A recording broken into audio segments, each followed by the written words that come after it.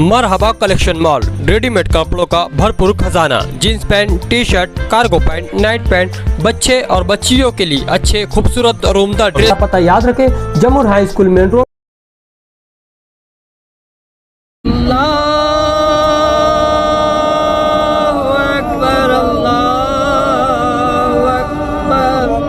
बना के दो, बना के दो, बना के दो, बना के दो, बाबरी मस्जिद बना के दो। इंसाफ दो, इंसाफ दो, मुसलमानों को इंसाफ दो, इंसाफ दो, इंसाफ दो, मुसलमानों को इंसाफ दो। भगवा दहशत गर्दों को सजा दो, सजा दो, भगवा दहशत गर्दों को सजा दो, सजा दो, भगवा आतंकियों को सजा दो, सजा दो। आज बाबरी मस्जिद की शहादत को 33 साल हो गए और रिवायत के मुताबिक बाबरी मस्जिद बचाओ कमेटी 19 जुलाई 1992 को बनाई गई थी और हिंदुस्तान में वाहिद ऐसे सेकुलर लीडर निहाल अहमद साहब जिन्होंने शहादत से पहले ही मुल्क को ये बता दिया था कि बाबरी मस्जिद शहीद होने वाली है, मगर उस वक्त की हुकूमत और उस वक्त अदलिया जिस तरह से इंसाफ करना चाहिए था या बाबरी मस्जिद को सिक्योरिटी देना चाहिए थी, उस तरह की सिक्योरिटी नहीं दी गई। और निहाल साहब की कब्र पर आकर अजान देने का मकसद ये था कि ये ऐसे वाहिद लीडर थे। ये नई नस्ल को समझने की ज़रूरत है कि जो अपनी पूरी ज़िंदगी काली फित लगाए और अपने मरने के बाद भी उन्होंने पहले से बोल दिया था कि मेरी कब्र में काली फित बाबरी मस्जिद की शहादत की साथ में देना।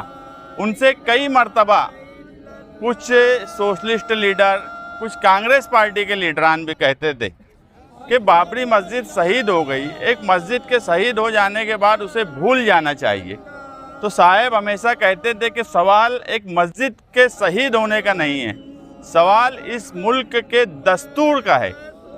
बाबरी मस्जिद की शहादत सिर्फ एक मस्जिद की शहादत नहीं है, इस मुल्क के दस्तूर की शहादत है, इस मुल्क के सेकुलरिज्म की शहादत है। इसलिए उसका एहतजाज होता रहेगा, क्योंकि हिंदुस्तान आज़ादी के बाद दो हिस्से में अगर बटा तो 6 दिसंबर 1992 से पहले का हिंदुस्तान और 6 दिसंबर 1992 के बाद का हिंदुस्तान। और हम देख रहे हैं कि जिस जगह पर मस्जिद थी उसे शहीद किया गया, बाद में अदलिया में उसके केस चले और फैसला जो आया, जो कहा जाता है कि कानून सब के लिए बराबर है, लेकिन 2019 का फैसला सुप्रीम कोर्ट का, उसने इस मुल्क के मुसलमानों को ये एहसास ज़रूर दिला दिया कि कानून सब के लिए बराबर नहीं है। मेजॉरिटी, आस्था और जजेस का बाद में इस तरह का बयान कि कोई बंदर आकर बैठता था और वो बंदर हमें हनुमान की तरफ से लगता था कि आया है और उसको देख के लगता था कि ये फैसला करना चाहिए मंदिर बनाने का। तो ये कानून में इस तरह के आस्था पर फैसला होना ये मुल्क के लिए बराबर बात नहीं है। बहुत से लोग आज हो सकता है मुसलमान भी ये सोचते हो कि मंदिर तो बन गया है, मंदिर बन गया है, बिल्कुल सच बात है। 33 साल में आरएसएस का जो मिशन था उसको 25 सितंबर 2025 को मुकम्मल किया गया कि उस मंदिर पे भगवा झंडा लगाने के बाद हमें किसी मंदिर पर भगवा झंडा लगाने पर भी एतराज़ नहीं है, मगर जिस जगह जिस तरह से मस्जिद को तोड़ा और शहीद किया गया और उसके बाद जिस तरह से आज हमें 2 नंबर का शहरी बना दिया जा रहा है, हमें यह एहसास दिलाया जाता है कि इस मुल्क में कानून हमारे लिए बराबर नहीं है, बार बार यह एहसास दिलाने की कोशिश की जाती है। यही बात हमें बुरी लगती है।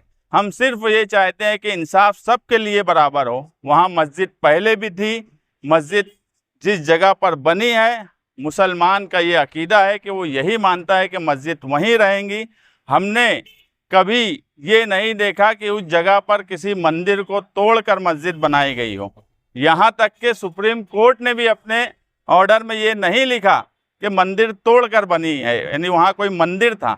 लेकिन सुप्रीम कोर्ट ने ये जरूर लिखा कि बाबरी मस्जिद अगर शहीद हुई है और बाबरी मस्जिद तोड़ी गई है तो ये गलत था। जिन लोगों ने तोड़ा वो गैर कानूनी काम था, लेकिन उसके बावजूद भी अगर बाबरी मस्जिद की जगह का फैसला हुआ और उस फैसले के आधार पर वहाँ मंदिर बनाया गया, तो उसी सुप्रीम कोर्ट के फैसले में जब ये कहा गया कि मंदिर इल्लीगल तरीके से तोड़ी गई है, मस्जिद इल्लीगल तरीके से तोड़ी गई है, तो उन लोगों को सजा देने का काम हुकूमत ने नहीं किया, लेकिन उनको जो चाहिए था वो उसमें से लिया और जो इंसाफ का तकाजा था उसको पूरा नहीं किया गया।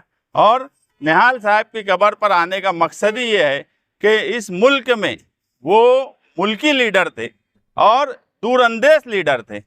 वाहिद ऐसे लीडर मैं अभी बोला कि जिन्होंने मुल्क को ये मैसेज दिया था मालेगांव से कि मस्जिद शहीद होने वाली है। अगर मस्जिद उस जगह पर होती तो क्या सुप्रीम कोर्ट जो फैसला 2019 में किया वो कर पाता था? क्या? कतई नहीं कर सकता था। पोजीशन की वजह से सुप्रीम कोर्ट को मौका मिला और उसने वो फैसला किया।